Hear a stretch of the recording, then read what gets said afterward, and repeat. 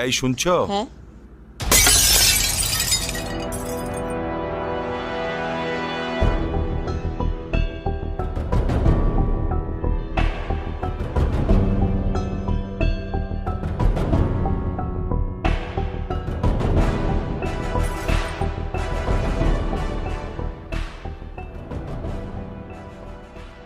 ছবিটা ভাঙলেন কেন আপনি?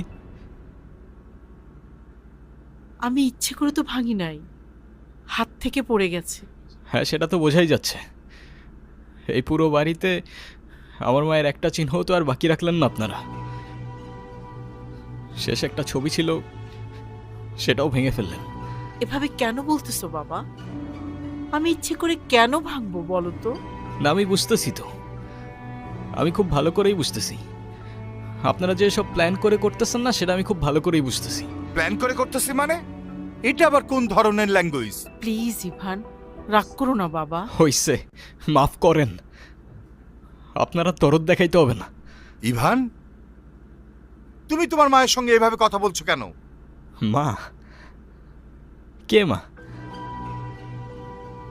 আপনি আমার মা? ওনাকে বলে দিয়েন যারে তারে এনে আমার মায়ের জায়গায় বসাই দিলেই সে আমার মা হয়ে যাবে। ইভান, তোমাকে কিছু না বলতে বলতেই তুমি হাতের বাইরে চলে গেছো। এতদিন সবকিছু আমি সহ্য করেছি, মেনে নিয়েছি। সামান্য একটা ভুলের জন্য এতটা বছর এরকম করা কোনো মানেই হয় না।